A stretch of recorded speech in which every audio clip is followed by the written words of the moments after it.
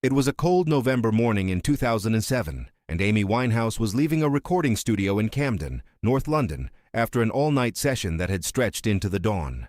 She was exhausted, her beehive hair slightly undone, the makeup from the day before still on her face, wearing a denim jacket over a simple black dress.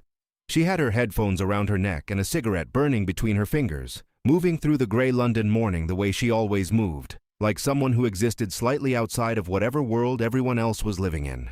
Camden High Street was just beginning to wake up. The shops were pulling up their shutters. A few early buses rumbled past. Street cleaners moved along the pavements. And there, on the corner near the tube station, she noticed him. He was an older man, maybe late 60s, sitting on an upturned milk crate with a small folding table in front of him. On the table was a plastic container filled with individually wrapped sweets, the kind you buy in bulk from a cash and carry. Boiled sweets, mostly. A handwritten cardboard sign leaned against the front of the table. It read, 50p each, 3 for $1. He was dressed in a way that told a story without words. A blazer that had once been good quality, now worn thin at the elbows. Trousers pressed with care despite being visibly old. His shoes were polished. Whatever else had happened to this man, he still had pride. He still got up in the morning and made himself presentable. That detail stopped Amy more than anything else. She was about to walk past. That's what people do. You see something uncomfortable on the street and you find a way to not see it. You adjust your eyes slightly to the left or right. You speed up your step just enough to feel like you're not deliberately ignoring it. Amy had started to do that. Then she stopped. There was something on his lapel. A small pin, the kind veterans wear. She recognized it because her grandfather had worn one, a man she'd loved deeply, whose stories about his service had shaped how she understood sacrifice and silence, and the particular way some men carry enormous things without ever talking about them. She walked over to the table. "How much for all of them?" she asked. The man looked up. He had steady gray eyes and the kind of face that must have been handsome when he was young and was now something better than handsome. It was dignified. He looked at her without recognition at first, just assessing a potential customer. "All of them?" he said. "There are about 200 in there." "Yeah, all of them. How much?" He did the math slowly. "At the bulk price, maybe £30. Amy reached into her jacket pocket and pulled out a folded collection of notes, the casual way musicians carry cash when they've been in the studio. Petty cash for taxis and food and whatever the night requires. She put $50 on the table. "Keep the change," she said. The man looked at the money, then back at her, with the particular expression of someone trying to decide whether to accept charity or refuse it on principle. Amy had seen that expression before. She'd grown up in a family where pride was its own currency. "I didn't ask for charity," he said quietly. Not angry, just clear. "You didn't ask for anything," Amy said, sitting down on the low wall nearby, as if she had nowhere else to be. "I'm buying sweets. That's a transaction, not charity." He studied her for a moment. Then he picked up the $50 and put it in his breast pocket. "I'm Amy," she said. "I know who you are," he said. "My granddaughter plays your record constantly. I'm George Hennessy." "Were you in the service, George?" He looked down at his lapel pin with something that was almost surprise, as if he'd forgotten he was wearing it. "Royal Green Jackets, Northern Ireland, 1972 through 1978. One tour of the Falklands in 82. Amy was quiet for a moment. She lit another cigarette, offered him one. He accepted. "That's a long time," she said. "It was a different life," he said. They sat together in the gray November morning, a 24-year-old singer and a 68-year-old veteran, smoking on a Camden Street corner like they'd known each other for years. Gradually, in the way that sometimes happens between strangers when the usual social rules dissolve, George began to talk. He'd been a skilled tradesman after leaving the army, electrician, had a good business, a house in Islington, a wife named Margaret, 2 sons, the kind of solid working life that doesn't make headlines but sustains everything. Then the recession in the early 1990s had taken the business. The stress had damaged the marriage. Margaret had left. The house was sold. He'd rebuilt, slowly, found work with a construction firm, got a small flat in Camden, started to feel like himself again. Then his younger son, Daniel, had been in an accident, a car, 3 years ago. The hospital bills weren't the problem. This was the NHS, but Daniel's recovery required care, required someone to be there, required George to stop working to help look after his grandson, while Daniel went through rehabilitation. And when George tried to return to work, he was 65, and the industry had changed, and no one wanted a 65-year-old electrician when they could hire someone younger and cheaper.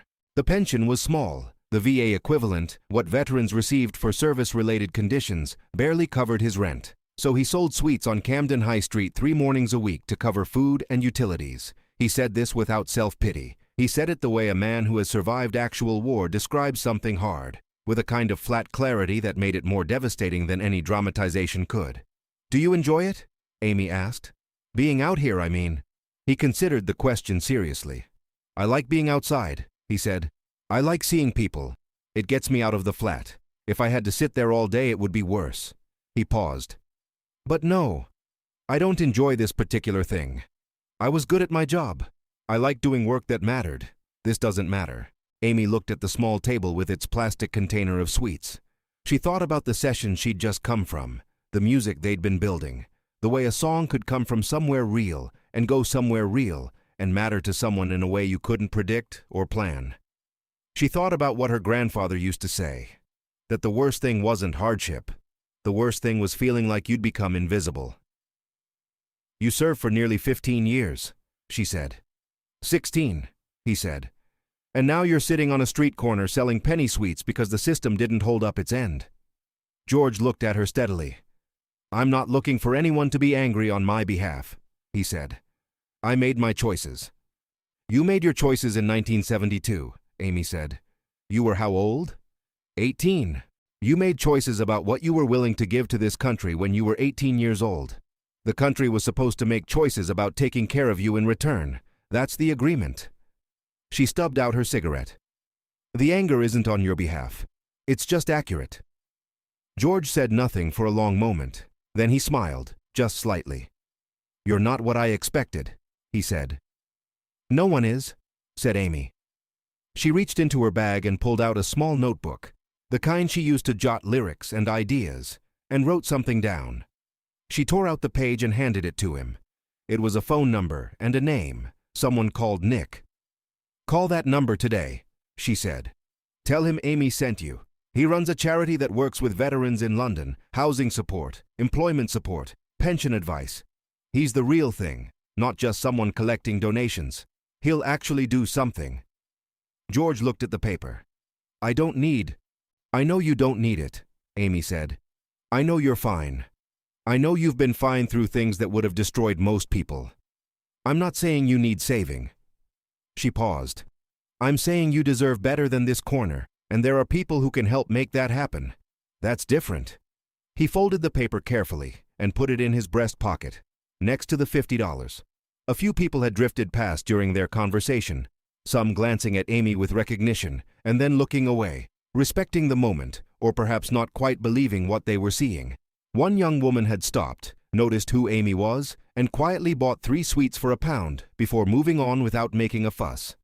George reached into the plastic container and held out a boiled sweet to Amy, orange flavor, in a twisted cellophane wrapper. Amy took it. She unwrapped it and put it in her mouth, the way a child would, without ceremony. "My granddaughter's going to be furious she missed this," George said. "What's her name?" "Lily. She's 16. "Next time you see her," Amy said, standing up and pulling her jacket around herself against the cold, "tell her that the woman on the record thinks she has good taste."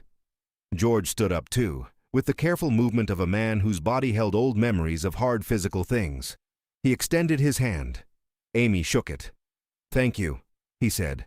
"Not for the £50. "I know," Amy said. She walked off down Camden High Street toward the tube station, her beehive slightly lopsided, her heels clicking on the pavement, disappearing into the gray London morning the way she'd appeared out of it. George called the number that afternoon. Nick answered. When George said Amy had sent him, there was a brief pause, and then Nick said, "Right, let's sort this out then." Within 3 weeks, George had been connected with a veterans housing support worker who identified that he'd been underpaid on his service pension for nearly 7 years due to an administrative error. The back payment alone was enough to clear his debts. Within 2 months, the same organization had helped him find part-time work as an electrical safety inspector for a housing association, work that was well within his skills and experience, and that paid properly.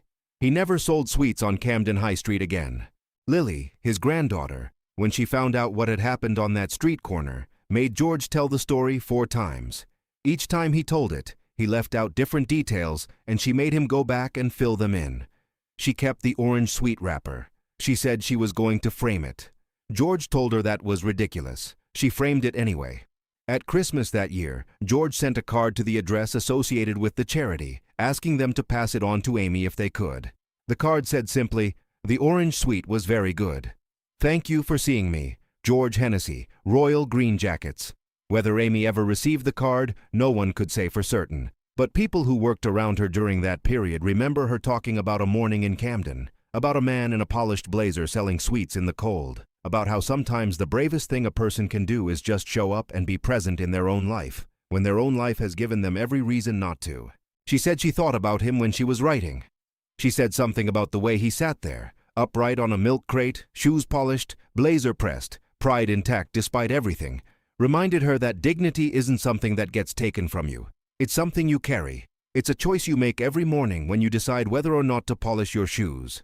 She said that image had made it into a song, in a way she couldn't quite explain, the way things that matter always do. Not literally, not with his name or his story, but in the feeling underneath the words, the feeling of someone who has been through real things and come out still standing, still themselves, still choosing to show up. George Hennessy passed away in 2014 at the age of 75. His son Daniel, who had fully recovered from his accident, gave a eulogy that mentioned the morning on Camden High Street.